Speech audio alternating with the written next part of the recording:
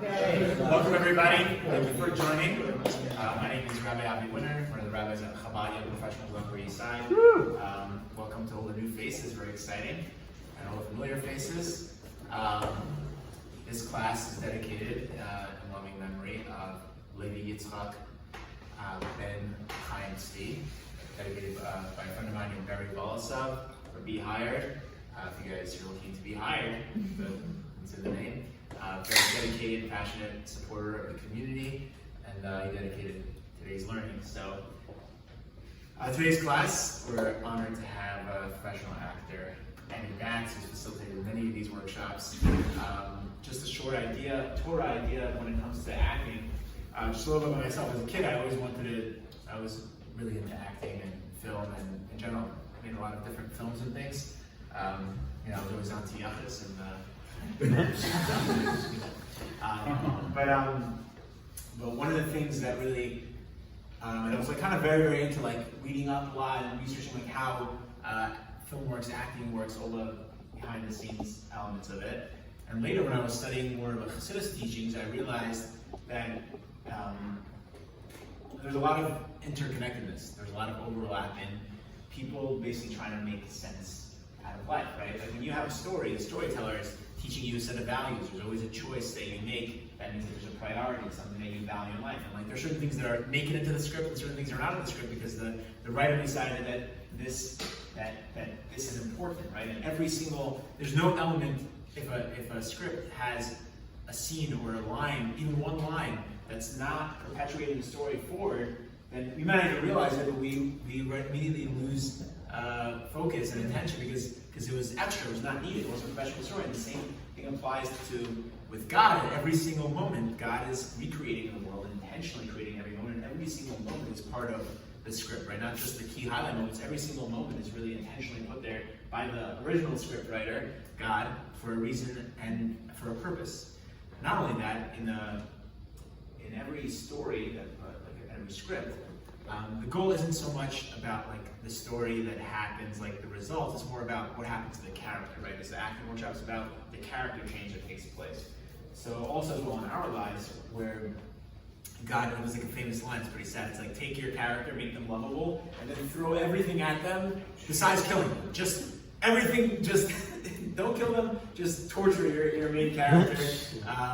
So we hope that God is kind to us. But there is the word nisayon in Hebrew, which means a test or a challenge, also means nest, it means elevated, like a flag to be raised up. And in Hasidic teachings, it teaches us that every challenge that we have is really there to bring out in us a potential, our ability, our potential that we didn't know we had, that challenge that we faced, that allowed us to, and we overcome it, that raises us up, that elevates us. So too, in a script, right? Every challenge and every occurrence that takes place is all about developing the character. The character is able to live up to their potential or change it. You can compare the character from the beginning to the end. You should see a new person that then maybe encounters the same scenario again, right? How do you see that change? You encounter the same scenario again, but this time they come at it from a different way, or they respond differently, which is really the idea of Teshuvah, which we're coming to the month of Elul, the whole idea of returning to Hashem. That the Rambam Maimonides describes as what is the ultimate teshuvah? How do you know someone that really healed from their negative actions is if they're able to come to the same space, but this time they're able to approach it or react to it differently than before. So there's a lot of overlap, a lot of inspiration, all that intentionality, God's intention in creation, and the scriptwriter is intentionally putting everything there. Not only that, everything is there to raise us up, to elevate us, right? There's no challenges. God isn't sadistic. He's not just throwing challenges at us for no reason. They're there to elevate us, to bring out our true potential. And finally, that when we are able to go through when we do, actualize our potential, we're able to come to any circumstance and bring light and illuminate any circumstance that we're in. So without further ado, I would like to call up Datz, a really dedicated community member. If any of you have a talent or skill or that you would like to share with the community, you can step up like Eddie and share it with everybody. Sounds good. Yeah. All right, thank you. Sure. Thank you. Okay. Yes, it is. It's only us. Starting off great, half hour late, missed the handshake. Oh, good. Hello, everyone. Thank you all so much for being here.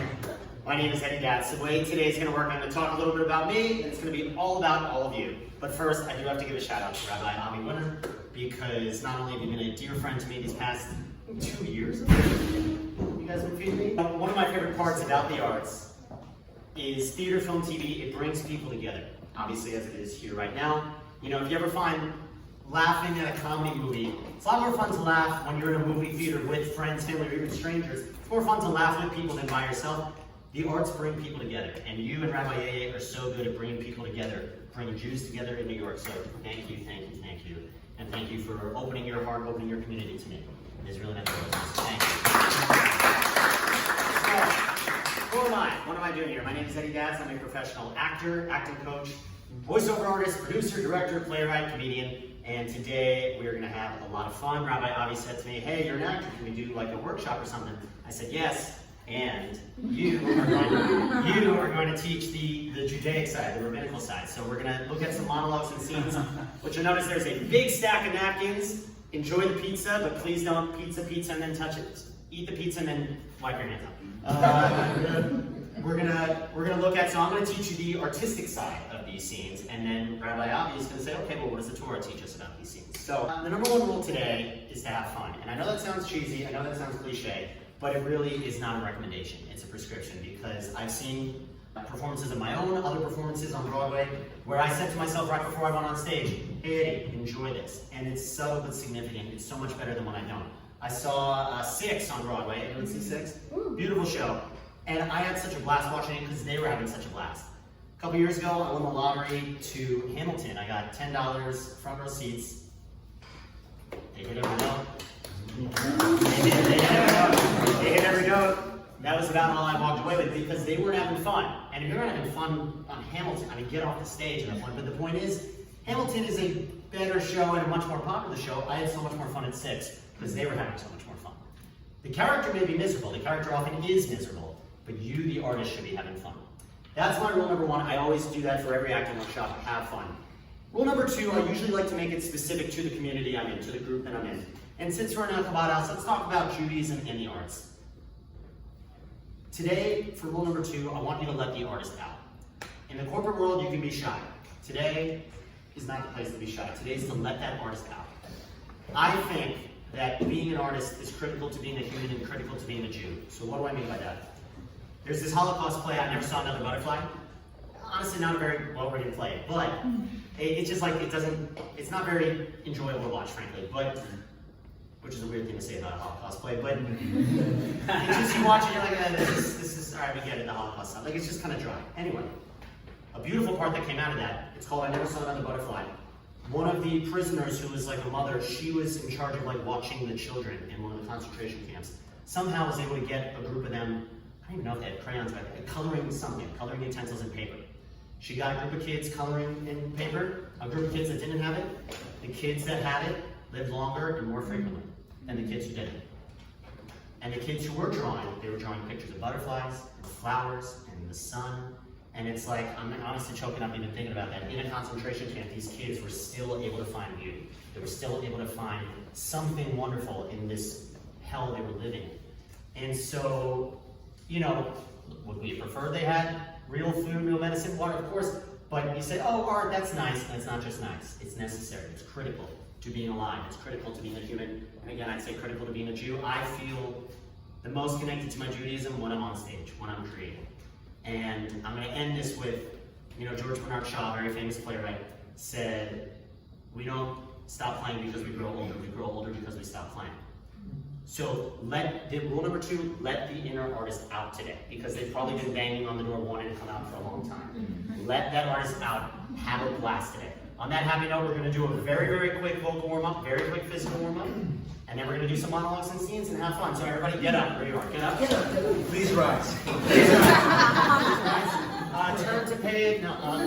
All right, shake it off. Shake off the day. Shake off the weekend. Shake it off. Shake it off. Shake it off. Shake it off. Shake it off. Shake it off. Shake it off. Shake off the pizza. Shake it off. Shake it off. Get it going. We're going to do something that's going to feel very foreign. It's going to feel very weird, and that's okay. Our vocal warm-up, we're going to do something that's called the call. So it's like you're calling across the room. It should sound cheesy and ridiculous, and it should feel very full in your voice. So you're going to say across the room, yo, yo. Yo, yo. Yo, yo.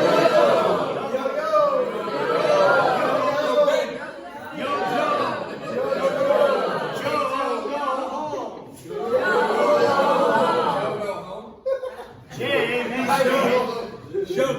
Jay may stay. Jill is ill. Kurt hurt her.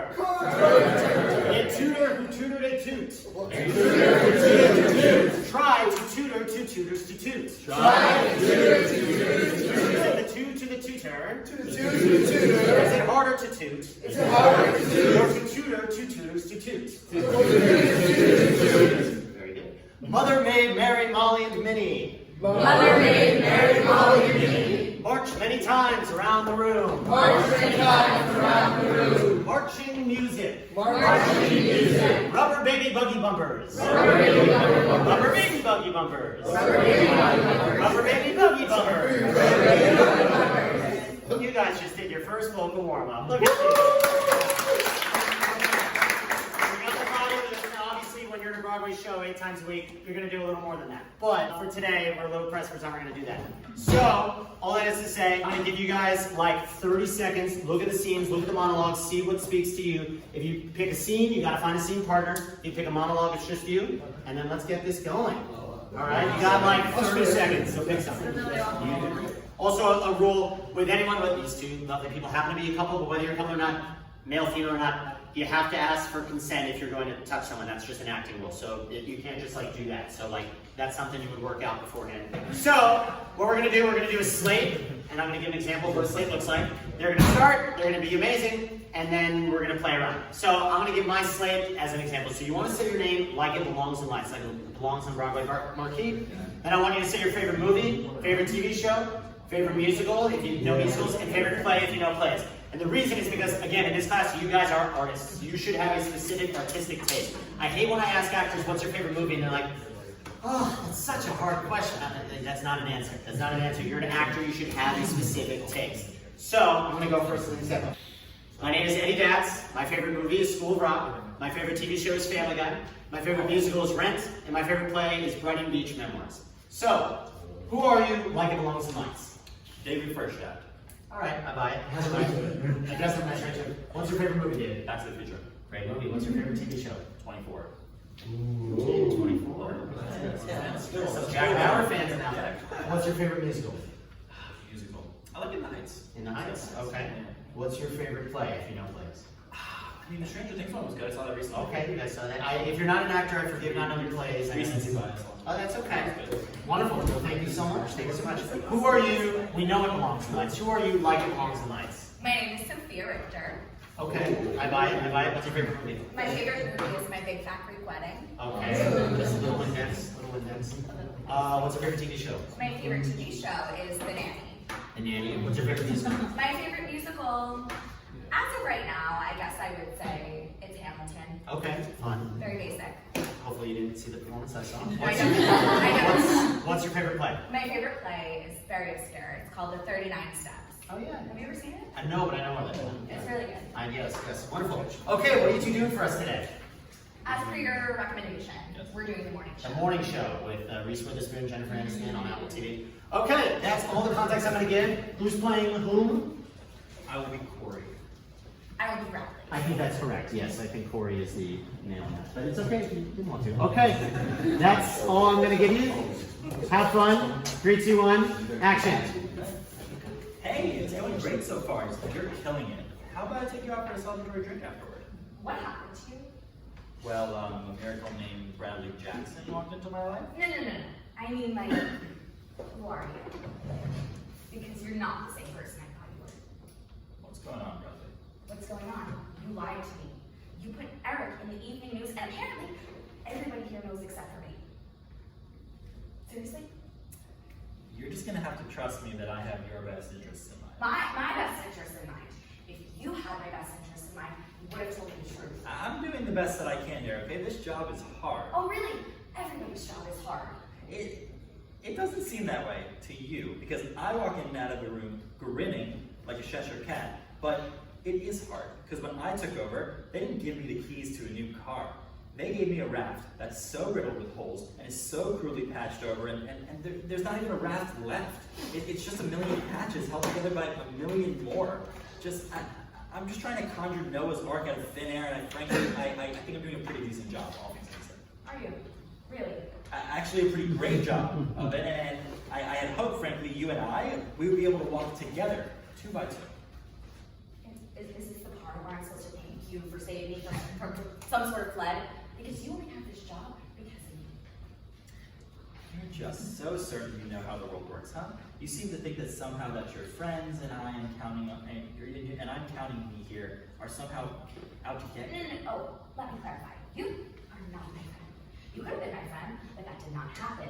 And I'm so glad it did not, because all you had to do was be honest with me. But it turns out that you're just a weasel that everybody said you were. Just never occurred to you that I obviously can't tell you everything, because you're so obsessed with telling the truth. I can't be sure any secret's safe with you. And also, by the way, This is my I mean, pretty much, yeah, because I also can't tell you how people feel about you, because your ego is too damn fragile to be able to process the information into something constructive. Go to hell. Yeah. Proving my point.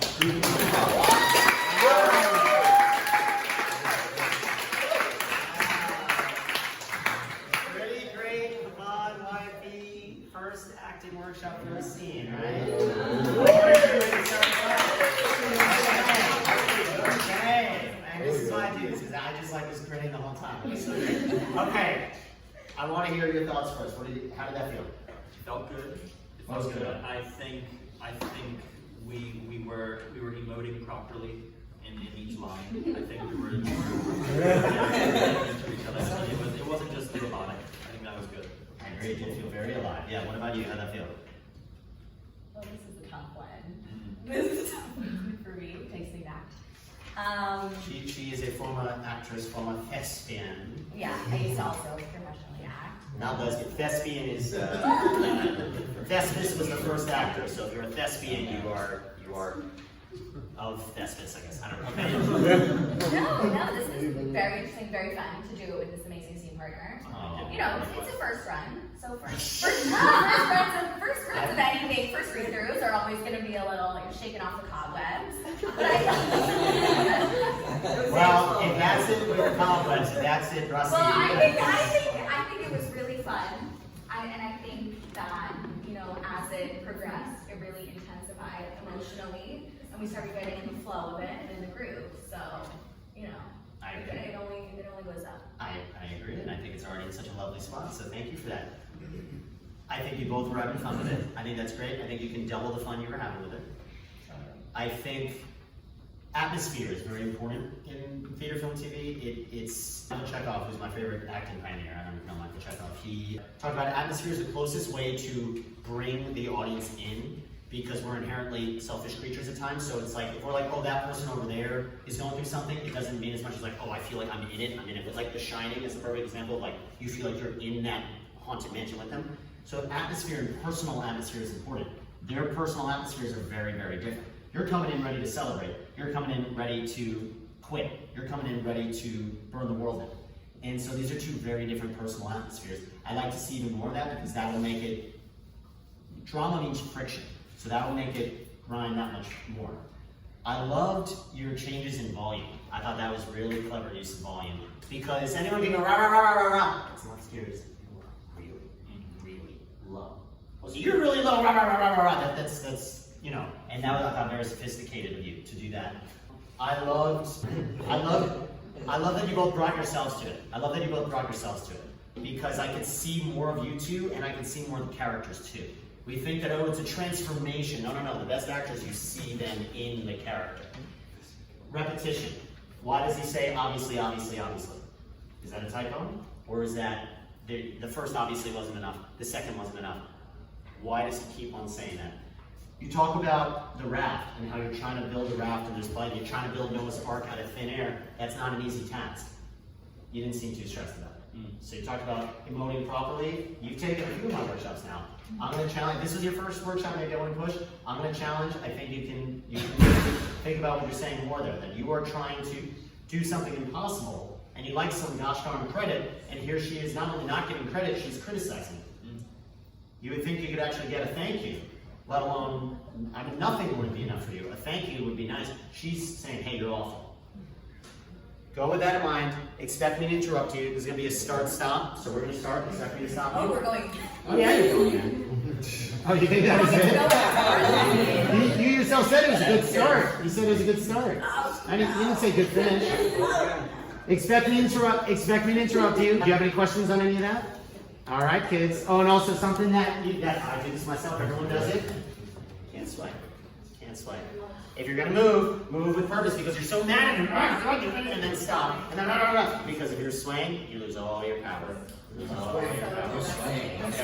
All right, everybody. Let's all be quiet for our two lovely volunteers. Take a breath. All right, peanut gallery. Thank you. All right, have fun. 3, 2, 1. Have fun. Action. Bring it in. It's going great so far. You're killing it. I mean, how about I take you out for celebratory drink afterwards? What happened to you? Well, a miracle named Bradley Jackson walked into my life. No. I mean, like, who are you? Because Start you're not- again like you just won the lottery and the Super Bowl together. Because right now it's like, hey, good to see you. Okay. Celebrate like it's like. Okay, do an exaggeration rehearsal. Everything is to the most extreme degree. Nothing is warm, it's scalding hot. Nothing is cold, it's Arctic. Okay. Both of you. No, it's not just for him, for you too. Both of you. Both of you, exaggeration rehearsal. And you might find it actually takes you where you should be. It's going to feel like too much, but it may actually be just right. Take a breath. Have fun. 3, 2, 1, action. Hey! Oh, it's going great so far. Oh, you're killing it. Oh my goodness. How about I take you out for a celebratory drink afterward? What happened to you? Well, a miracle named Bradley Jackson walked into my life. No. I mean, like, who are you? Because you're not the same person I thought you were. Whoa. What is going on? What's going on? You lied to me. You put Eric in the evening news, and apparently everybody here knows except for me. You're just going to have to trust that I have your best interest in mind. My best interest in mind. If you had my best interest in mind, you would have told me the truth. I'm doing the best that I can here, okay? This job is hard. Really? Everybody's job is hard. Really? Oh, I'm sorry, I messed up. It doesn't seem that way to you because I walk in and out of a room grinning like a Cheshire cat. But it is hard because when I took over, they didn't give me the keys to a new car. They gave me a raft that's so riddled with holes and is so crudely patched over it. And there's not even a raft left. It's just a million patches held together by a million more. And I'm trying to conjure Noah's Ark out of thin air. And frankly, I think I'm doing a pretty decent job at it, all things considered. Are you? Yeah, actually. Good. Go to the start of that. For both of you, pick up the pace. Theater is usually the least amount. It has the most amount of dramatic pauses. Film is a little more in the middle. TV is much more because it's written to be. We don't want them to change the channel, so it's much more fast. It'll kind of fall on its face. Careful, change the channel. Right. I mean, keep us Yes. Okay. Treat this like he's grinning like a Cheshire cat. He always is Mr. Smiley to everyone, but really the world is collapsing, and he actually wants to be friends with her. And it's like he's trying to let her in. It's like, please, look, I'm trying desperately to succeed here, and we could do this together if you just trust me here. And she's just not allowing it. So really let her in. Really try to be vulnerable with her. Okay. All right. 3, 2, 1. Take a breath. Go. It doesn't seem that way to you because I walk in and out of a room grinning like a Cheshire cat. But it is hard because when I took over, they didn't give me the keys to a new car. You're surrounded by employees at a party, so they can't hear what you're saying. But it isn't hard because when I took over, they gave me the keys to a new car. They gave me a raft that's so filled with holes and is so clearly patched over, and there's not even a raft left. It's just a million patches held together by a million more, and I'm trying to conjure Noah's Ark out of thin air, and I frankly think I'm doing a pretty good job at it, all things considered. Are you? Yeah, actually a pretty great job at it, and I had hoped, frankly, you and I would be able to walk together, 2 by 2. Well, this is the part where I'm supposed to thank you for saving me from some sort of flood. because you only have this job because You're just so certain you know how the world works, huh? You seem to think that that your friends and I am counting you are somehow out to get. Oh, my friend, you are not my friend. You could have been my friend, but that did not happen. And I'm so glad it did not because all you had to do was be honest with me. The owner of the company walks by. Keep going. Do you wave to him? But it turns out that you're just everything. It's just never occurred to you that I obviously can't tell you everything because you're so obsessed with telling the truth. I can't be sure any secret is safe with you. And also, by the way, Picture time. They want to get a picture. Keep I talking. also can't tell you how people feel about you because your ego is too damn fragile. You know, there you go. You're just proving my point. I told you the truth. Prove my point.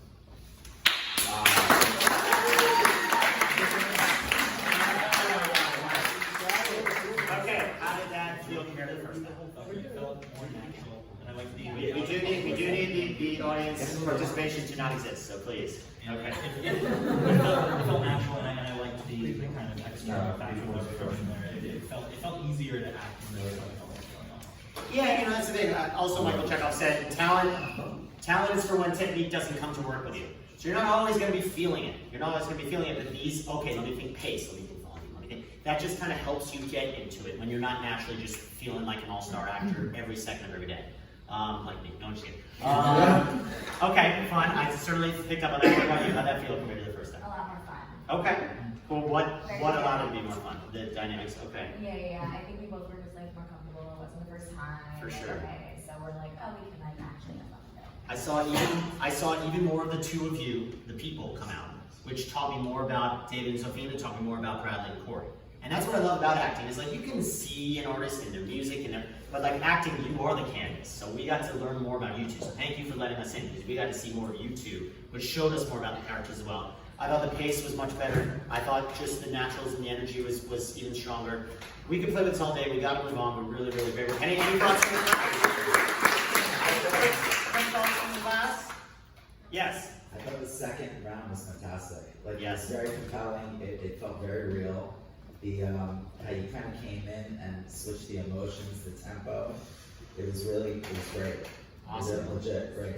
I agree. Thank you for that. Wonderful. All right, let's move on. Hey. Okay. All right. Another dear friend of mine. I've introduced you, but I want you to introduce yourself. Who are you? Like it belongs in lights. My name is Andrew Magus. Okay. Prominent member of the Chabad community. I'll buy it.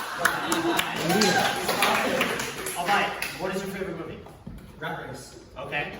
Oldie. That's a good one. That's a good one. What's your favorite TV show? The Office. The Office. Okay. What's your favorite musical? Wicked. Wicked? Classic. Okay. Can't go wrong. Written by nice Jewish boy Stephen Schwartz. What's your favorite and nice Jewish girl Idina Menzel started?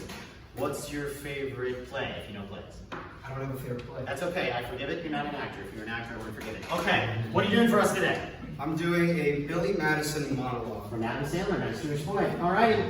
Have fun. Take a breath. 3, 2, 1. Action. Mr. Madison, what you just said is one of the most insanely idiotic things I have ever heard. At no point in your rambling, incoherent response were you even close to anything that could be considered a rational thought. Everyone in this room is now dumber having listened to it. I award you no points, and may God have mercy on your soul.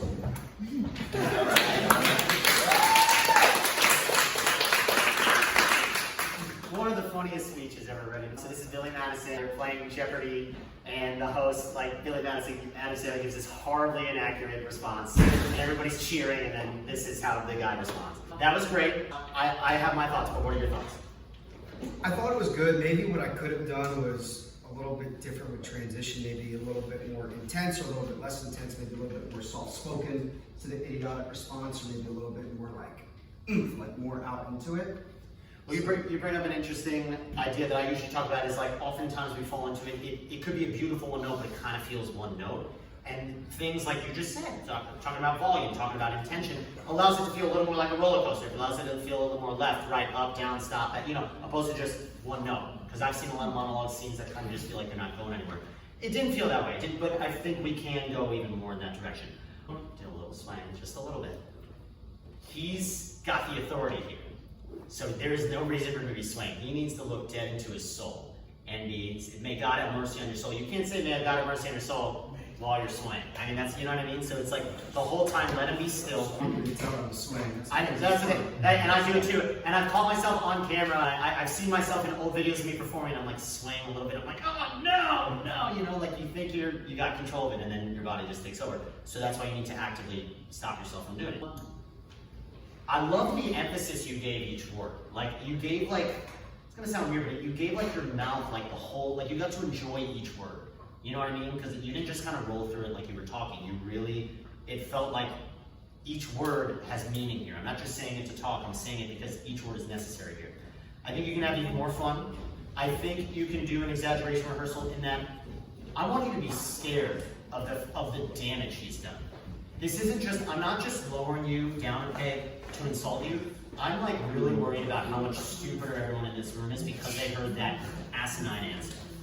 You have hurt us. I'm really, and it's not angry, it's more like, oh my God, like I didn't know someone could be so. So a little less like anger, more like, I can't believe you're this. Play with it, play with it. And that's the thing with rehearsal is about discovery. So I can give you a note that you try it, and then you can find, it doesn't really work, or it works for this line, but nothing else, or it teaches me about this, about a character, I'm gonna keep it in my back pocket, but otherwise I'm gonna lose it. So for this one, try that he's like scared of how stupid Adam Sandler's character is. And see what that tells you about the character. All right, take a breath. Have fun. 3, 2, 1, action. Mr. Madison, what you just said is one of the most insanely idiotic things I have ever heard. At no point in your rambling, incoherent response were you even anything close to what could be considered a rational thought. Everyone in this Take a moment to realize what you're about to say. Okay. So, a rational thought, look around, oh my gosh, this is what has happened. Do you want me to redo from the get-go? Or From like a little before rational thought. Okay. And stand still. Okay. At no point in your rambling, incoherent response were you even anything close that could be considered a rational thought? Everyone... No, I mean now. So after rational thought, then realize, oh my gosh, this is the aftermath of that horrible answer. Okay. So rational, because there's a dot after that, right? No, it's just a period. We can make it a dot. No. But there is still a period. No. But there's a period. Honor the grammar. So a dot would have helped my case better, but it's okay. A period still helps. It's still a period. So that means that is a change. Just like a question mark actually asks a question, exclamation, you're explaining something. A period is the end of the thought. Also, as far as the character is concerned, he doesn't know that he's got a sheet of paper. Just like I don't know I have a sheet of paper right now. None of us in real life have a monologue that we're reading from. As far as he's concerned, the monologue ends at, Mr. Madison, what you just said is the most insanely idiotic thing I ever heard. As far as he's concerned, the monologue ends there. But then he realizes, you know what, I didn't get what I need from that, so now I need to add a little more. At no point in your rambling that could be considered a rational thought. You still don't get it. Everyone in this room is now dumb. So it's like, as far as they're concerned, the monologue ends after the first sentence. It's only because you don't get what you need that you need to continue the monologue and continue until at the very end you realize, you know what, I got what I needed or I didn't, but I'm not going to for me. That's the only reason a monologue ends. So start from the top, but don't expect the next line to come because in real life we don't know what the next line is going to be. He doesn't know what the next line is going to be. So take each line one truly at a time. Any questions on that? I just threw you a lot. No. I'm treating you guys like Broadway actors. This is what I would tell a Broadway actor, for real. I'm not kidding. I'm not babying you here. So, no, really, this is advanced stuff. Take a breath. 3, 2, 1. Start from the top. Mr. Madison, what you just said. Focal points. Where are you looking? Where are you looking? Keep them in one spot. Keep them right here. Keep them here. That'll help you direct the energy. Okay. That's another thing we all take for granted. Where are we looking? Think about where you're looking. So look at him right here. Okay. Start from the top. Take a breath. Start. Mr. Madison, what you just said is one of the most insanely idiotic things I have ever heard. At no point in your rambling, incoherent response were you even anything close to be considered a rational thought. Everyone in this room is now dumber having listened to it. Be more scared of that realization. I award you no points, and may God have mercy on your soul. Good, good. Go from everyone in this room is now dumber for having listened to it. After that, slow down. So talking about pace, slow down. And see what that listen to it? Yes, and see what that tells you about the character. Okay. So everyone in this room is now dumber having listened to it. Be scared of that, and then slowly, like you don't even want this to be true. You're like almost scared to say it. So scared to say, like, as I start from start to finish that line, like, slow down. Yes, and see what that does for you. See what that teaches you. Okay. Just try it. Just try it. You may hate it, but just try it. So go from everyone in this room is now dumber for having listened to it, and then slow down and Okay. see what it tells you. Everyone in this room is now dumber having listened to it. I award you no points, and may God have mercy on your soul. That had more power. Let's go twice as slow. Because I don't know about you guys, but that felt very powerful. Much more powerful than the first few times. So start from the top, start from that where I just told you to start, and go as slow as possible. Everyone in this room is now dumber having listened to it. I award you no points, and may God have mercy on your soul.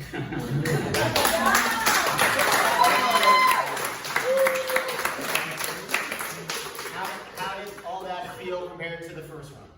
And feel free to say, Eddie, I hated it. That's okay. No, It's all so right. the first run, I felt like I had too much energy, and I felt like slowing down, I was like taking more control of the scene and making it seem more like real, like I was really talking to a certain individual and making them realize that they said something pretty idiotic. And I thought the focal point really helped, like directing it. It didn't make it vague. It made it specific. Specificity is, I'm gonna say, always your friend. So that specificity I think really helped. The slowing down, I mean, notice everyone laughed harder because it was funny.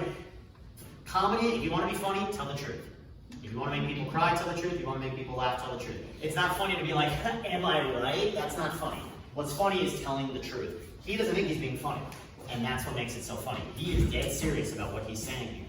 And that's what made it so funny. And the slower you went with it, the more serious it became, which made it that much funnier. This is a Jeopardy question. Why is he wishing God is more serious? So it's ludicrous.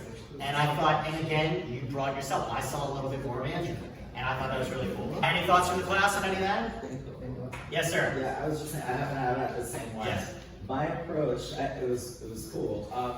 I was like looking at it almost like an approach of like disbelief how stupid this is. Yeah. So, like a pause, like, or even a repetition on a word like that. It's almost like a stutter in mind. Like, how dumb is this guy?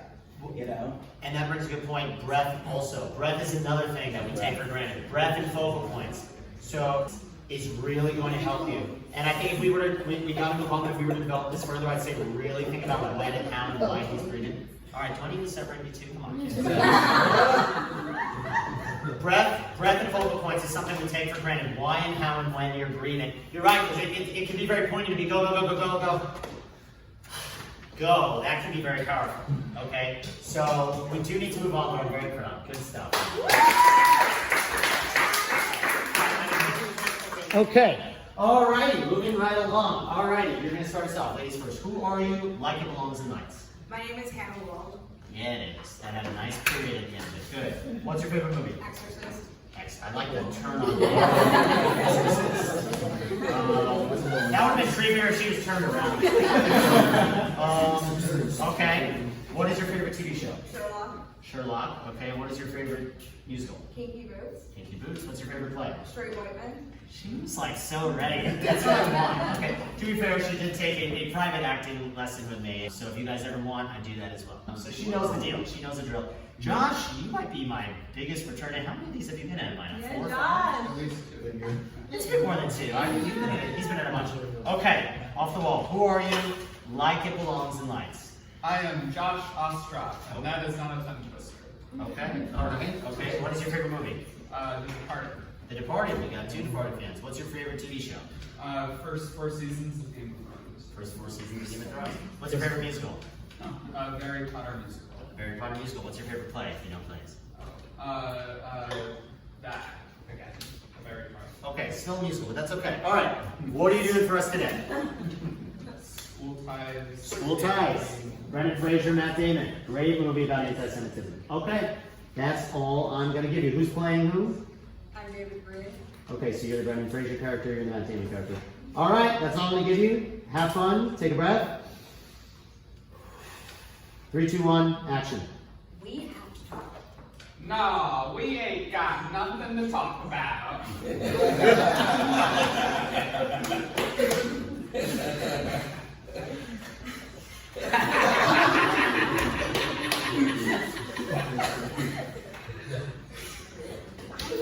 know it was you, okay?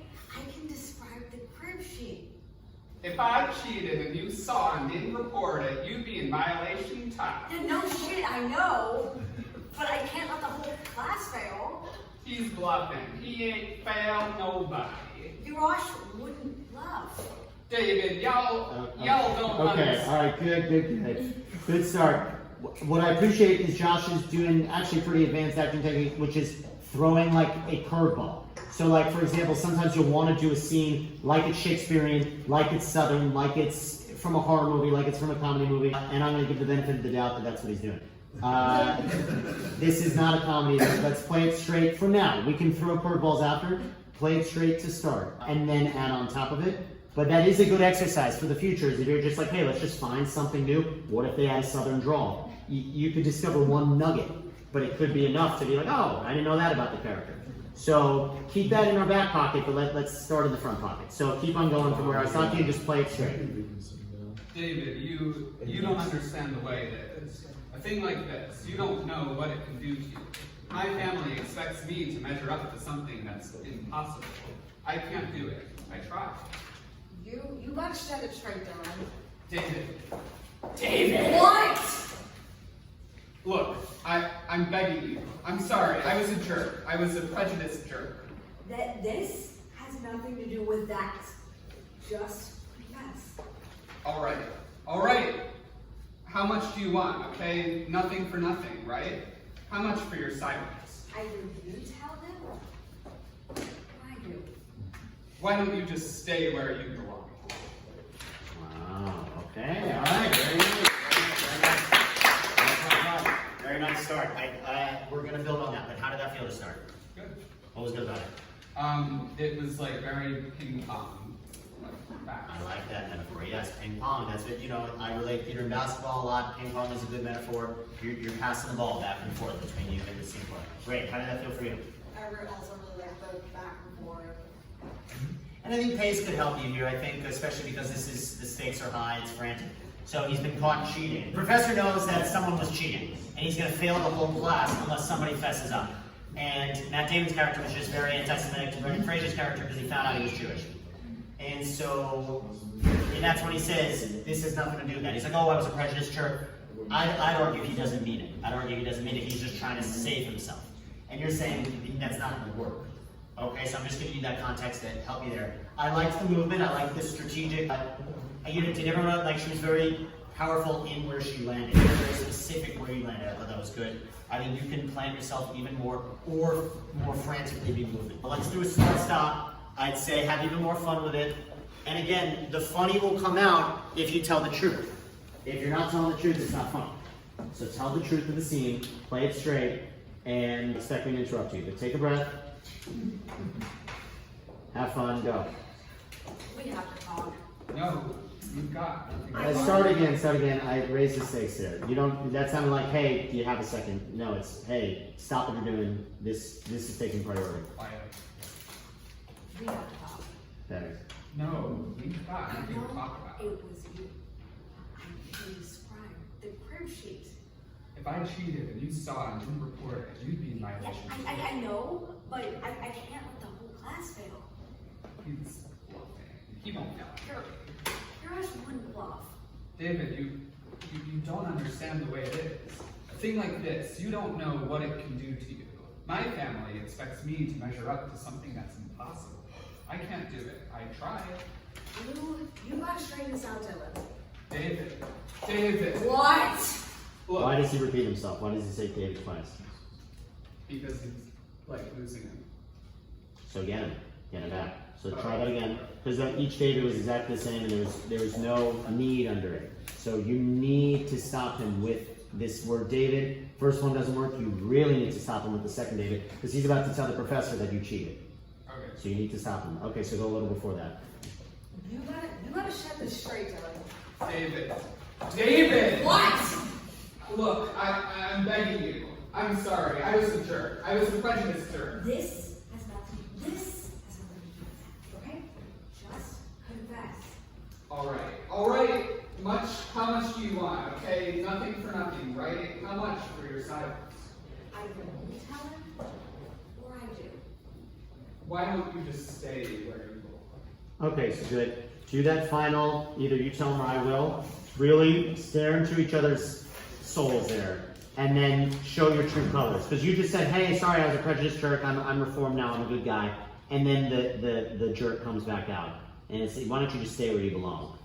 He's referring to Jews. As in, why don't you Jews just get out of here? Okay? So it's a very implicitly anti-Semitic thing he's saying. So go from a little before that. Take a moment. And then decide, you know what? Fine. You Jews are nothing but trouble. And that's what's leading this. Okay? So go from before that. I can you tell him, or I do. Why don't you just stay where you belong? How did that feel? More intense. How did that feel for you? Anti-Semitic. Go even darker. Go even meaner. Go even meaner. Go again. He's not nicely being anti-Semitic. He's saying, why don't you go to the bottom of the ocean? You'd be better off there. I was thinking, like, why don't you just stay where you belong? Okay. Yeah. All right. Okay. So go from the same spot. I can you tell him, or I do. Why don't you just stay where you belong? Nice. And I thought the volume change was better too. Good. Okay. Come back. Okay. How did all that feel compared to the first? Thank you guys. Thank you. How did all that feel compared to the first one? Good.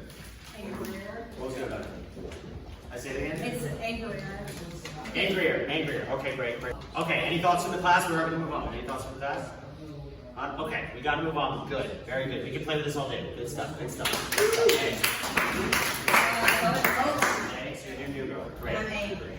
Are you jealous? Well, you get to decide. Okay, but we're getting ahead of ourselves. So, who are you? Like it belongs in lights. Okay. I'm Danielle Nuremberg. Oh, I like the door emphasis. Yeah. What's your favorite movie? Favorite movie? Wow, I had all the answers and now my mind just went blank. Favorite movie? You're not an actress, so I forget. No, I'm not. It wasn't going to be Silence of the Lambs. It was a different one, but I went with that one. I forgot about the movie. It's a great movie. What's your favorite TV show? Handmaid's Tale. Okay. My mom loves that show. It's a good one. What's your favorite musical? Mamma Mia. What's your favorite play? Street Party and Desire. Stop! You're doing New Girl for us today? Yeah, I guess so. You are. You're not guessing, you are. Correct. I think this is a really fun piece for you. Just have such a blast with it. I Have guess I'll fun. find out what that means. You will, and we will together. Okay, take a breath. Have fun. 3, 2, 1, action. Okay, hey, I have something to say to you. I break birds. I rock a lot of polka dots. I spend my entire day talking to children, and I find it fundamentally strange that you're not a dessert person. That's just weird, it freaks me out. And I hate your pantsuit. I wish it had ribbons on it or something to make it slightly cuter. And that does not mean I'm not smart or tough and strong. And I know you like Nick. And I'm not trying to interfere, but you should just talk to him.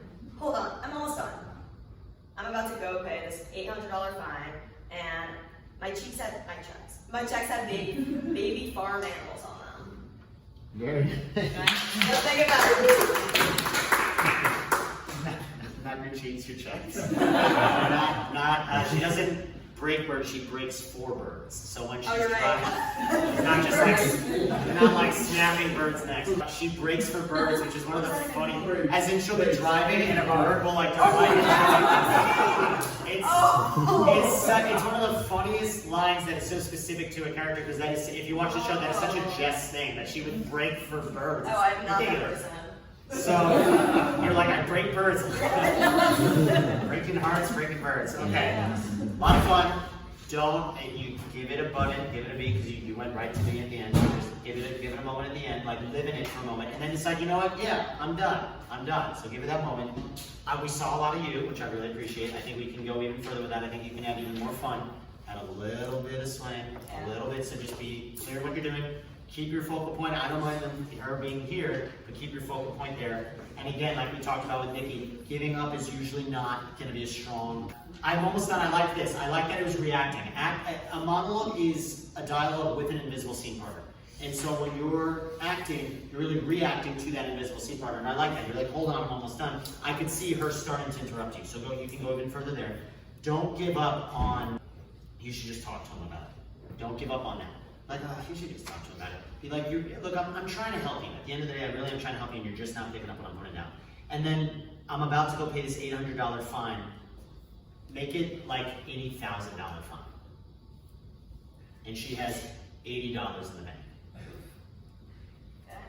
Raise the stakes. Any questions on that? Am I angry at this person?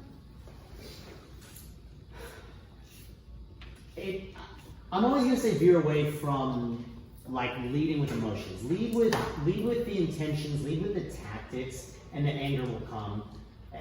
You don't want to lead with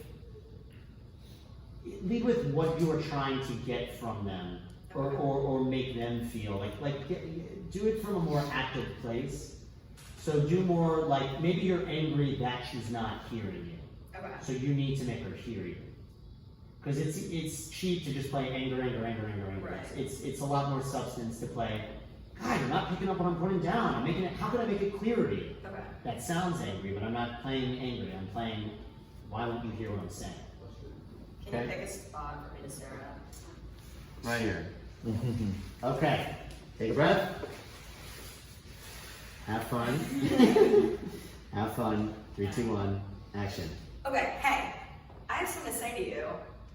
I break for birds, I rock polka dots, I spend my entire day talking to children, and I find it fundamentally strange that you're not a dessert person. That's just weird, it freaks me a little bit out, and I hate your pantsuit. Great, oh great. Go from the top of that. Let there be a moment where you're like prepping yourself. Play it that she is a very conflict-averse person. She does not like being conflicting at all. She wants to give everyone a hug. Okay. This is like, pretend this is the first time she's ever like spoken back to someone ever. Okay. So prep yourself. So you know what? I'm gonna give myself out loud the power I need. And so you're kind of hyping yourself up in real time, saying all these lovely, adorable things about you, like breaking for birds and rocking polka dots. And all that is to say, that doesn't mean I'm not smart, doesn't mean I'm not strong, and so you need to listen to me. Okay. So go from the top of that and really think about what like people say, oh, get out of your head when you're acting. I totally disagree. Think about what you're saying. Okay. Think about what you're saying. Go from the top. Take a breath. Go. Oh wait, hey, I have something to say to you.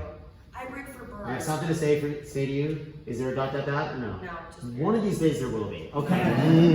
It's just a period? Yeah, it is. Wow.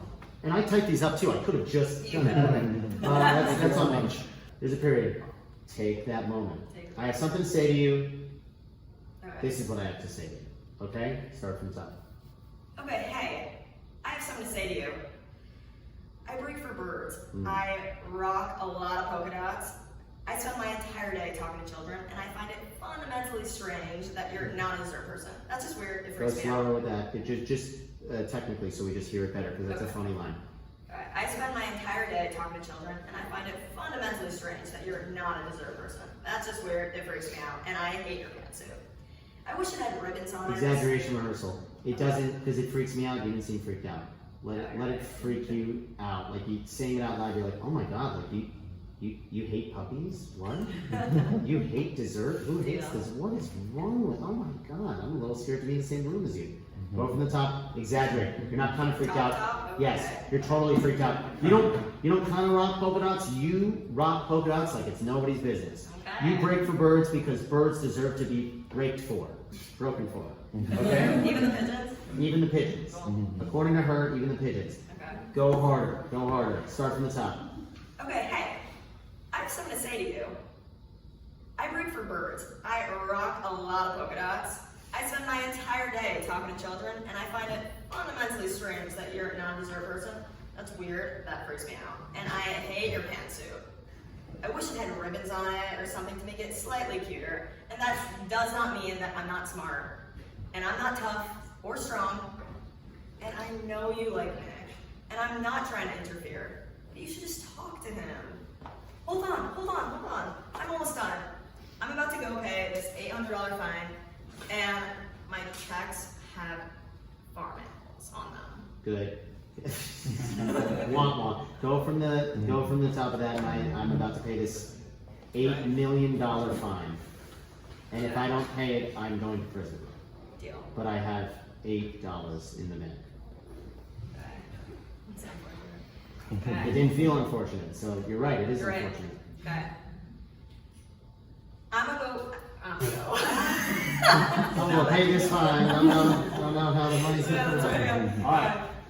I'm about to go pay this $800 fine, and my checks have baby farm animals on them. Good. Be proud of the baby farm animals. Be like, I can't believe I'm about to pay this fine, but you know what? There's another cute thing about me. My checks have baby farm animals on them. Okay. Again, ludicrous. Who has a check with baby farm animals? She's a grown woman. Mine have the Disney evil princesses on them, like Cruella de Vil and. Right. Silly. So just again, think about what you're saying. But again, it's not funny to her. She's proud of and they have baby farm animals on them. Like, and yeah, they do, and yours don't. Well, you're the weirdo, okay? So go from the top of that. And I'm about to go pay this $800 fine. And you know what? My checks have baby farm animals on them. More powerful. Good. How did that feel? That was fun. It's like I felt like my anxiety, but like it got. It's like eustress, not distress. How is the character anxious? And I think we could see that she was nervous to be speaking up to someone for the first time in her life. Yeah. I thought it was much more powerful the baby farm. I'm really happy I learned what breaking for birds meant. Yes. Breaking for birds. Yeah. Yes. Any thoughts from the class on any of that? Pretty good. Okay. Okay. Who are you? Like it belongs to Lights. Amanda Warshaw, I like it. What's your favorite movie? Inception. I didn't know that. Ooh. Really? Yes. I did not know that. Okay. What is your favorite TV show? Burn Notice. I'm learning new things. Wow. Okay. Great spy show. Everyone I actually loves think it. I do. I watched most of the first season. Yeah, it's a fun show. It's a dad show. I know. It is a dad. We did talk about this. What is your favorite musical? You've seen more musicals than me. That's true. Lemkika was on Broadway a couple months. You did love Olympic. I remember you saying that. What is your favorite play? I saw John Proctor as the villain yesterday. I'm proud of I don't know if I can name a lot of plays, so that was first time. Okay, you are a former actress as well. I don't say that. High school theater. Okay, what are you doing for us today? Marvelous Mrs. Maisel, according to your recommendation. I think this is a good piece for you. Okay, and you've never seen this show. Never seen the show. You've seen Burn Notice, you haven't seen Marvelous Mrs. Maisel? Okay, it's on the list. Okay, put it at the top. All right, I'm gonna give you any context. Have fun. 3, 2, 1. Action. I cannot believe you went to Benjamin to his work. His work. You went to his work to try to get him to try to set him up with some girl. Am I getting the story right? Because I really want to get the story right before I tell you how incredibly out of line it was. Do you know how hard it must have been for him when I backed out of the wedding? And you had the gall, the hubris, the insensitivity to go down there and drag him back into all of that again. It was none of your business. This is between me and Benjamin. No one asked you to get in the middle. I know he didn't. You know what? I am sorry, Mama. I'm sorry you were so disappointed in how my life turned out. I'm sorry you can't understand the turn it's taken. I'm sorry. I've certainly tried to explain it to you, to include you in it, but you don't want to understand or be included. You just want to be disappointed. I'm sorry that I'm a comedian and you can't watch me on stage. I'm sorry that Joel left me and you blew up my life, but he did. He left. He blew up my life. I did not want that to happen, but it did happen, and I have to do something about it. And one of these days, you're gonna have to acknowledge that this is the new reality. That I am, for the first time in my life, taking charge of my life and my own destiny. Just like Joel is in charge of his life, and so is Benjamin, maybe you need to get a little life for your own, and you can stop trying to manipulate the lives of those around you. Wow. Very, very good. Very believable. Wow, quite I'm impressive. nervous. Again, how was she nervous? Response. How was she nervous? Okay, so I was gonna say, how did that feel? So a little nerve-wracking. Yeah. Acting is nerve-wracking. Walking around over there. Give it to Maisel. This is the first time she's, let's just say, this is the first time she's talking to her mother like this.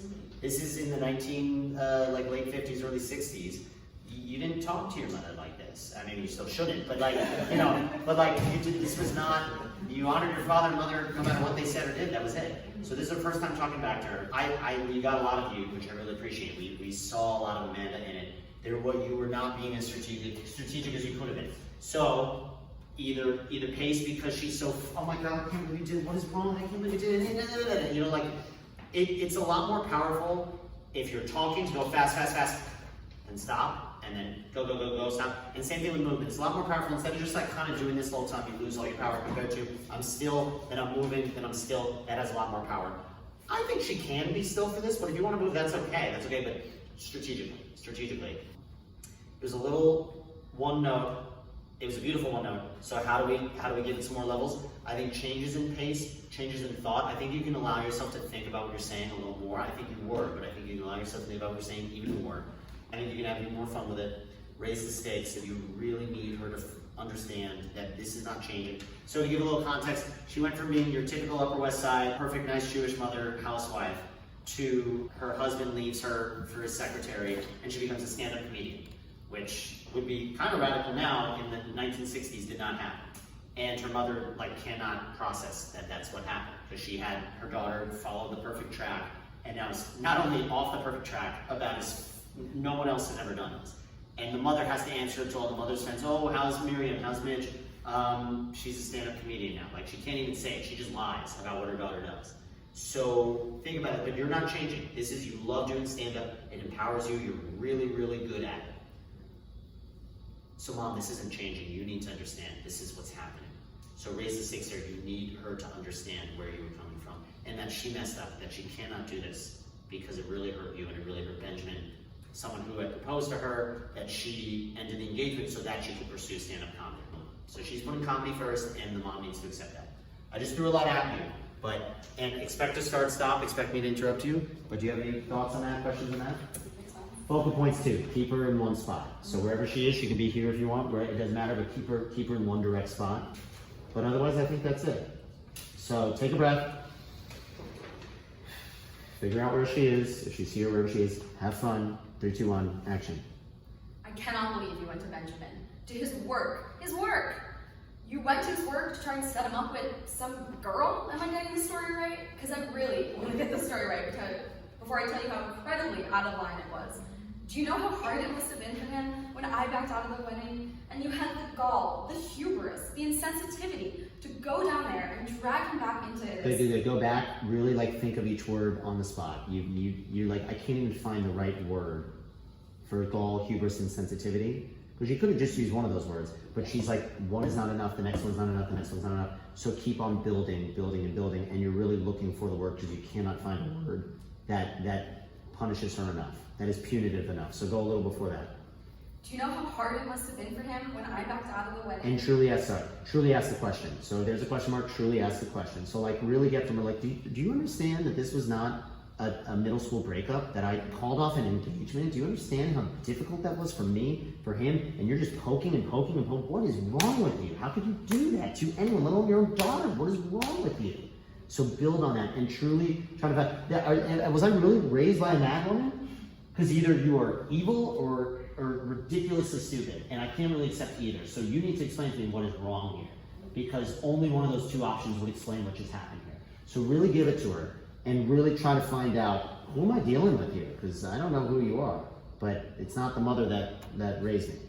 So, go from the top with all that in mind and really give it to it. I cannot believe you went to Benjamin, to his work. His work! You went to try his work, to get him to set him up with some girl. Am I getting my story right? Because I really want to get the story right before I tell you how incredibly out of line it was. Do you know how hard it must have been for him when I backed out of the wedding? And you had the gall, the hubris, and sensitivity to go down there and drag him back into that all again. This was none of your business. This is between me and Benjamin. No one asked you to get in the middle. I know he didn't.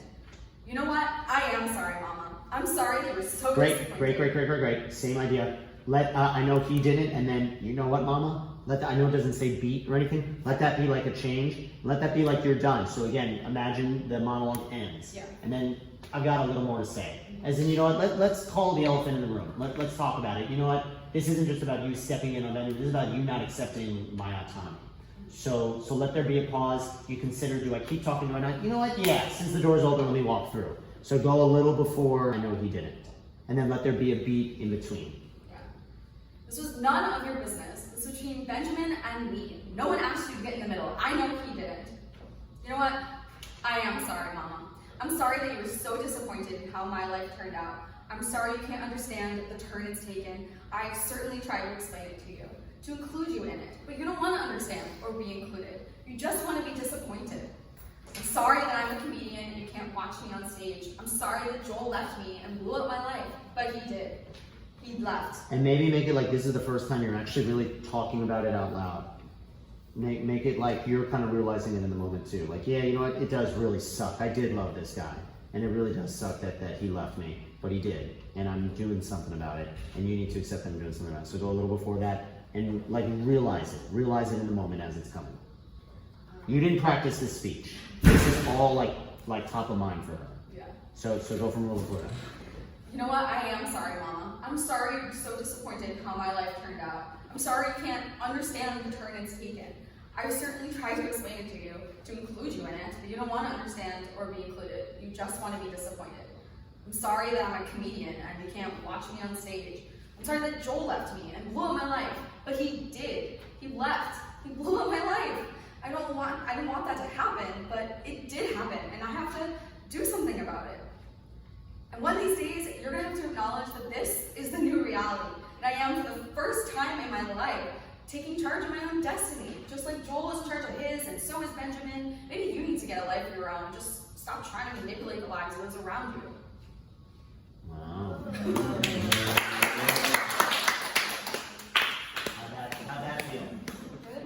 What was good about it? It's better standing still, then I can figure out where I'm going. Better standing still. Okay. Good to take pauses. I feel like I tend to rush through things, so I'm nervous. Okay. Yeah. I think we saw even more of you, which was really beautiful to see. I think you were definitely picking up what the author was putting down. You were definitely just serving the author's purpose. I think it's great. I think there's like 100 different ways we can play with this because there's so much meat in this. But I think it's just in a really beautiful place. Any thoughts from the class? Any of that? Powerful. Very powerful. Very good. Good stuff. Okay, very nice. Do the morning show again. Okay, great. And what I love about this, and I was talking to one of the guys who left who was going to do the Billy Madison one after Andrew, he was like worried about, he was like, hey, is it okay if I did the same monologue? Again, Michael Chekhov said, if you put 10 painters in front of the same sunset, you're going to get 10 very different paintings. The subject will still be the sunset, but it'll be how they see the sunset. And so what I love is that you two are very different people than David and Sophia. So you guys are going to bring something very different to this same scene. So I'm glad we're doing a repeat here. So all that is to say, who are you? Like it belongs in minds. Estelle and William. Okay, nice. Don't pine on the wall. My stage Good. name. Good. Oh, okay. It's also my favorite name. Okay. All right. Okay, great. What is your favorite movie?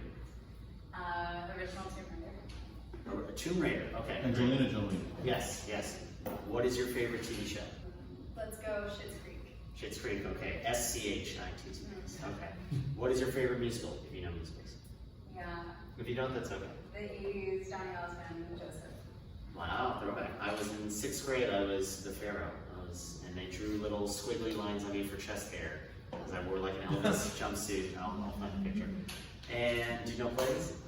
Yeah. Okay, Let's what's go it? with Agatha Christie's Mousetrap.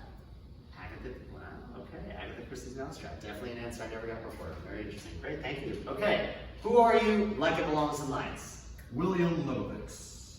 I buy it. I buy it. What's your favorite movie? Also Inception. Also Inception. Okay. What is your favorite TV show? 24 probably. Okay. Also. What is your favorite musical? Rock of Ages. It is a musical.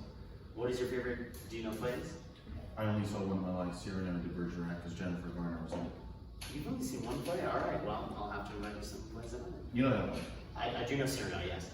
Okay, great. What are you doing for us today? The morning show. The morning show. Okay. Alright, so you do have a little context on what I gave them before, but that's all I'm going to give you.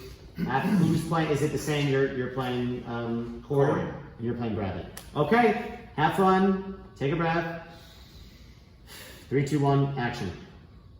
Hey, it's going great so far. You're killing it. How about I take you out for a celebratory drink afterward? What happened to you? Well, a miracle named Bradley Jackson walked into my life.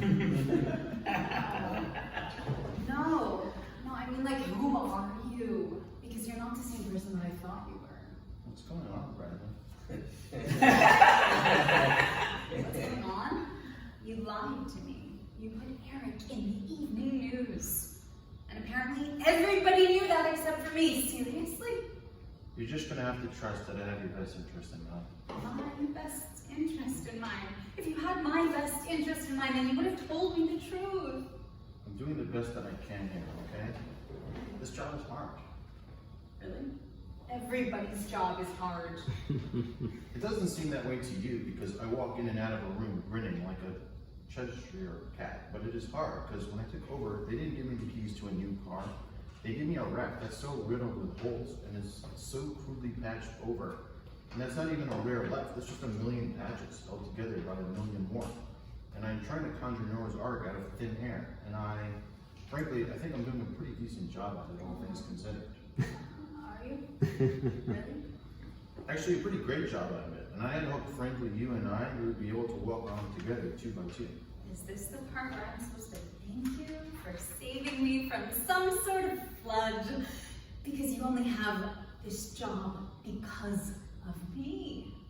Man, you're just so certain you know how the world works, huh? You seem to think somehow that your friend and I am counting me here are somehow out to get you. Oh, let me clarify. You are not my friend. You could have been my friend, but that didn't happen. And I'm so glad that it did not, because all you had to do was be honest with me. But it turns out that you're just a little weasel like everyone said you were.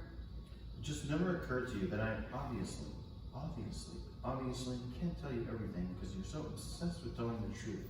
I can't be sure any secret is safe with you. And also, by the way... Is this my fault? Pretty much, because I also can't tell you how people feel about you, because your ego is too damn fragile to really process the information into something constructive. You know what? Go to hell! There you go, proving my point. I told you the truth. Prove my point.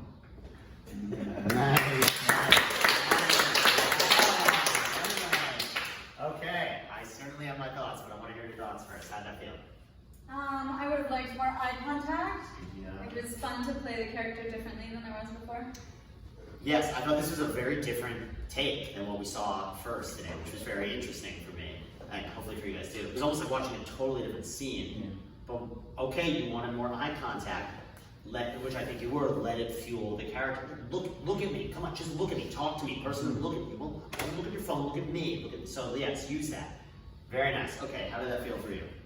I knew I wasn't giving you eye contact, so I felt like that was not helping, but I need to know it better to really pay more attention.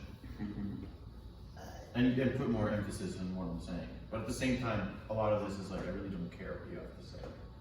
Okay, and we can talk about that. The Actor in the Target is an acting book that he says, bad news for the character is good news for the actor.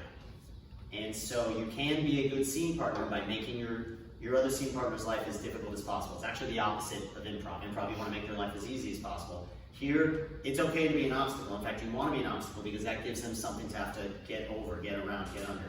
So yes, you can do that as long as it's strategic, which it sounds like perhaps you were doing. It's like, yeah, I know you want to look at me, but I'm not going to look at you, which gives her more fuel to no, look at me, look at me, look at me. Again, we want to keep the stakes raised. I don't mind the playing it cool, because you're the, I forgot his position, he's like CEO or something at this point. He's CEO, let's just say he's CEO. And so he's not like the president, he's not like the head honcho, but he's pretty high up there. And you gotta keep it cool, because again, let's say that there are employees around and you need to keep a good face here. You could raise the stakes a little bit, you could have a little more skin in the game, because you thought this was going to be a happy conversation. And she's furious, your star news anchor is ready to quit over this. You can't have her quit. So you can try to de-escalate, but recognize that, hey, this needs to work. I can't have you being this angry, because then I'm out of a job. So just have a little more skin in the game there. We're gonna do a start-stop. I had a lot more thoughts, but I'm gonna stop you guys in a moment. But yes, do you guys have any thoughts on that? No? Make sure when you're moving, it's strategic, because there's still a little bit of pacing. So just make sure you are moving because you have to, or stand still, okay? Start from the top, expect me to interrupt you. Have fun, 3, 2, 1, action.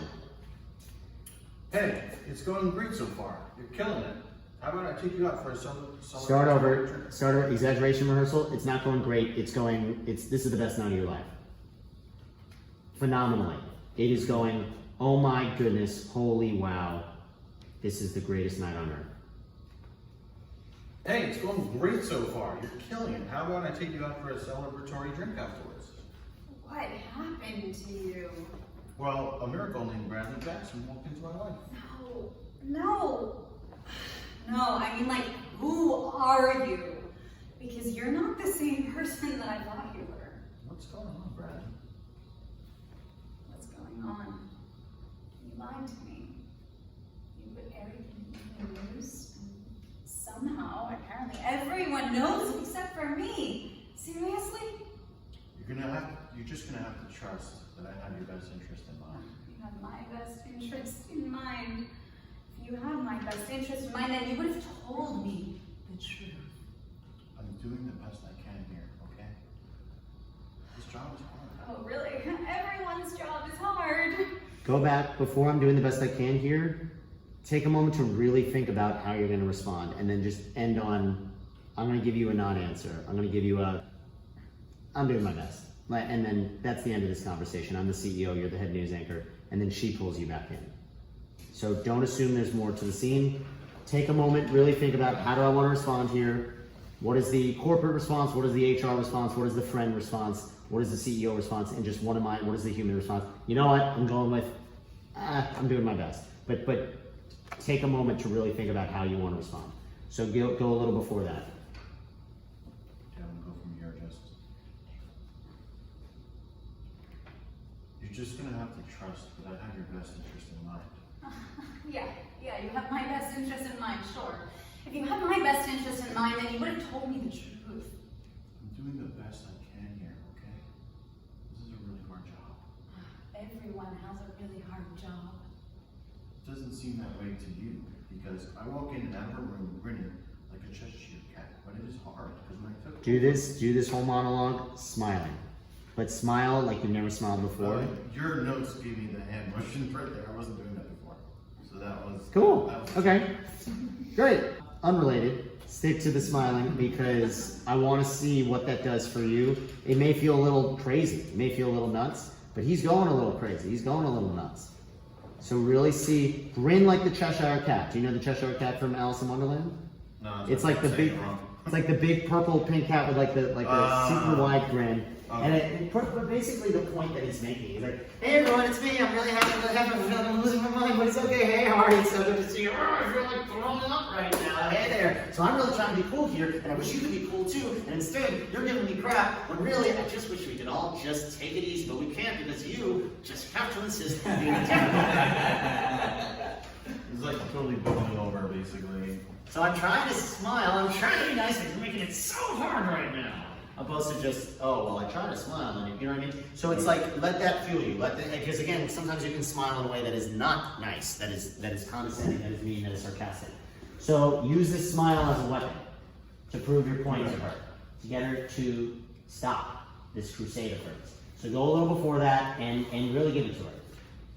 You're just gonna have to trust that I have your best interest in mind. My best interest in mind. If you had my best interest in mind, then you would have told me the truth. I'm doing the best I can here, okay? It's a really hard job.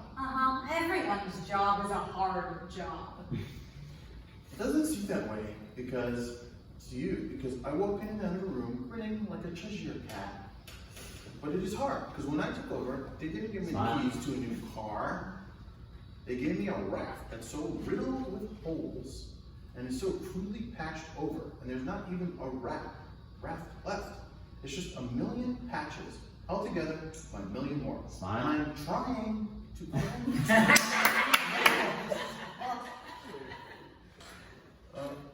out of thin air. And I frankly think I'm doing a pretty good job.